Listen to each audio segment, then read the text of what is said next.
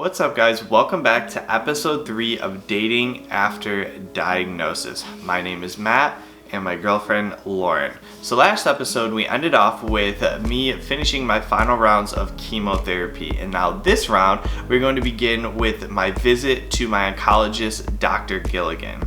So as I arrived to my oncologist with Lauren and my family, he sat down with us and he basically told us that we have good news and we have bad news. Now the good news was my tumor had shrunk from 11 centimeters down to 3 centimeters.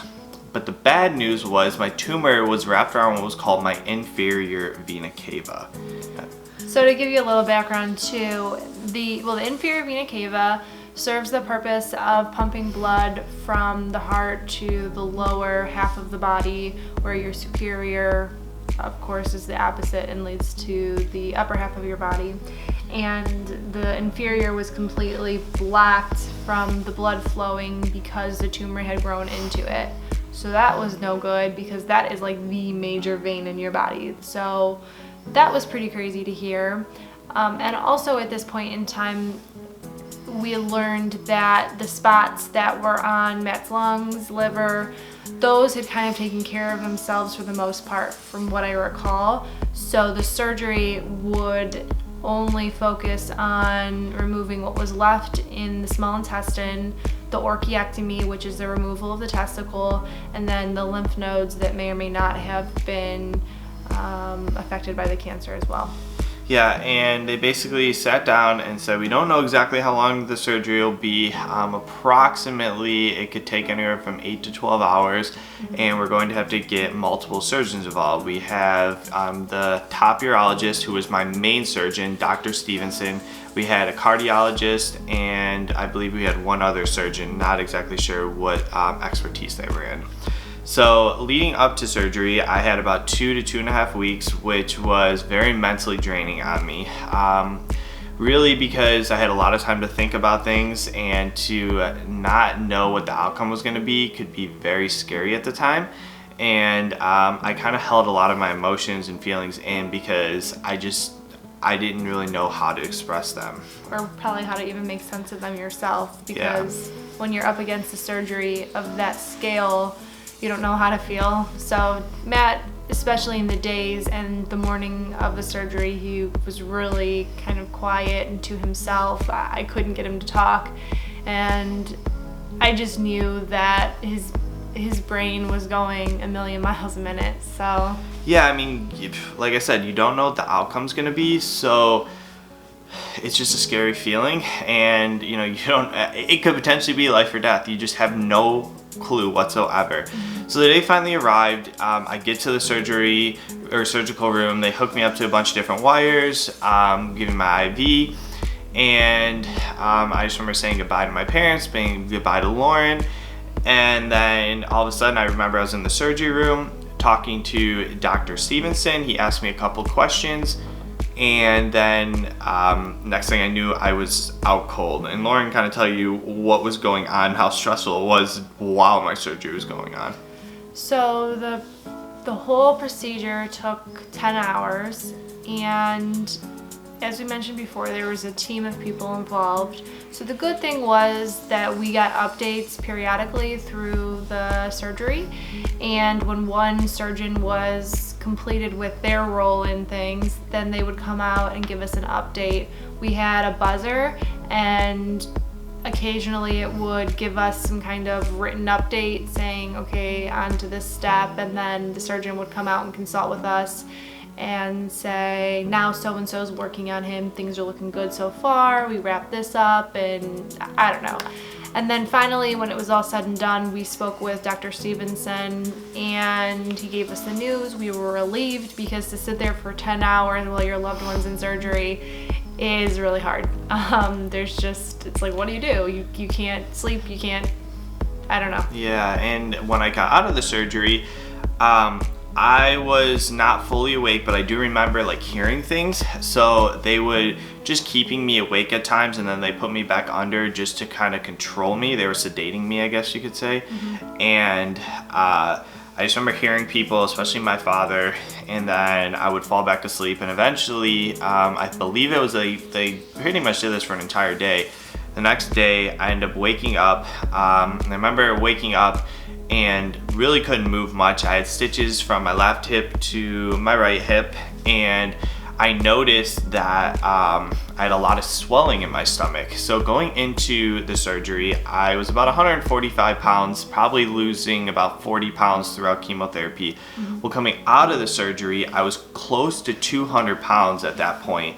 And it was really hard for me to walk. It was really hard for me to get up. It was hard for me to do any type of activity. And I just remember asking Dr. Stevenson and my nurses if this was normal, and they said the swelling was not normal, but to that extent, probably. Yeah, but there was drainage from my stitches of the swelling, which they said was good because the swelling needed to, or the swelling needed to get out of my stomach somehow. So a week after the surgery was complete, they released Matt from the hospital, gave him the all clear, and things were looking really good. So we were all optimistic and relieved. So he comes home, and it's a slow recovery, but he's doing okay, and he is trying to walk around as they recommended. And then it was a week from being home, or 2 weeks from the surgery day, that things took a turn for the worse. Yeah, a week out of my surgery, or not out of my surgery, out of the hospital, all of a sudden my drainage was flowing, like coming out of my stomach, and all of a sudden it just stopped, just like that. And within 24 hours, I was in so much pain that the Oxycontin, the Percocet that they had me on was doing absolutely nothing. So my dad rushed me to a local hospital. Within minutes, they knew something was really bad, so they called an ambulance, and all I can remember was getting into the ambulance, and that was the last thing I could remember. And a lot of this is through Lauren's perspective, my parents, friends, family, just things like that. Yeah, so when he got to the ER at the Cleveland Clinic, I don't know. Main campus. I was in the main campus. ER there? I was in the emergency room there. I remember To my start off parents with, telling at me. least. Yeah, so I can remember what it looked like. It's kind of all a blur, and he was still conscious, but probably just kind of blocked that out. He was in excruciating pain. You could just tell. He was like groaning, and no matter what pain medication they gave him, it was never enough. He was always like, I need more, I need more, I need more. So it looked really dire. So then Dr. Stevenson was aware of the situation, and I think they didn't go into they went into a surgery right away because they determined they needed to So what had happened, remove some of the fluid. Exactly. So I had so much fluid build up in my stomach that they needed to get it out of me. And what they ended up doing on the very first surgery, they ended up removing around 2 to 3 liters, I believe, of fluid out of my stomach. And they determined this was because of compartment syndrome, which we're not medical professionals by any means, but in a nutshell, it's when your body has all this pressure building up and no way to release it, and bad things start to happen. In Matt's case, the symptoms. I ended up having complete kidney and liver failure. I ended up having to have a catheter in my neck and in my chest because they thought I was going to be on dialysis for the rest of my life. And you had started dialysis, I think, pretty soon after that surgery. Yeah. I had a cone drilled in my head for a couple of days because they were monitoring potential blood-brain swelling. I was hooked up to 1,000 different wires, and lastly, I was in a coma for 2 weeks. And I don't think this, to specify too, this coma wasn't something that they had induced. His body kind of just fell into this state because a non-induced coma. Yeah. Yeah, I guess that's what you call it, is a non-induced coma. So it wasn't like they put me into this. My body just shut down completely. So I don't know if you can stop and process really what you would feel like if your loved one was for 2 weeks, think about that, 2 weeks straight in a coma. And this is not a coma that the doctors induced. This is Matt's body reacting to the situation. And all I have to say was it was one of the most trying times of my life. And his parents can likely share their feelings about it too, but I cried every day, multiple times a day. It was just like so depressing because no doctor could give us any sort of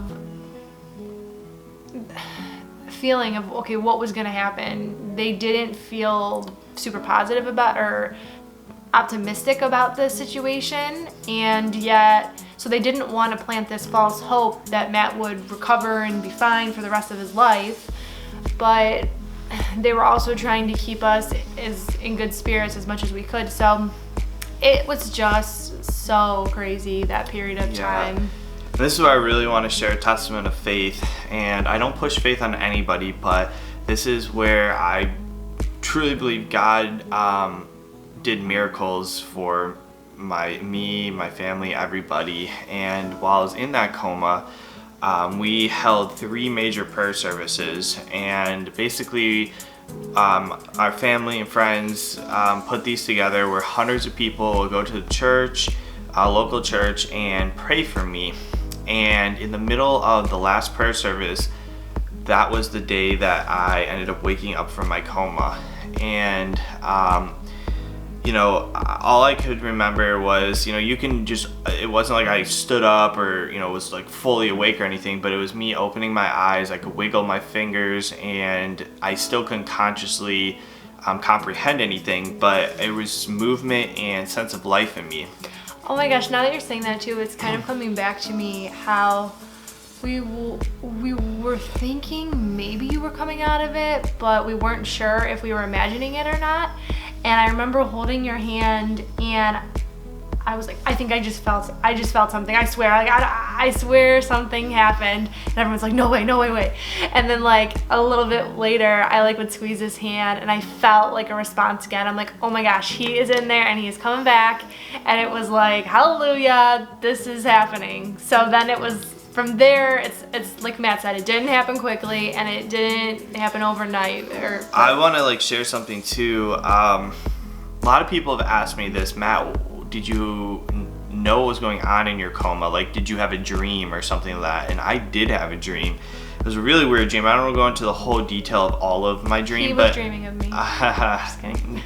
Maybe part of you, but not just you. I had parts of nurses and family members and things like that, but at the end of my dream, and I don't know why I can remember this, I was in just a random room with family, friends, Lauren, and doctors, nurses, and the only thing I could hear was Matt, it's time to wake up.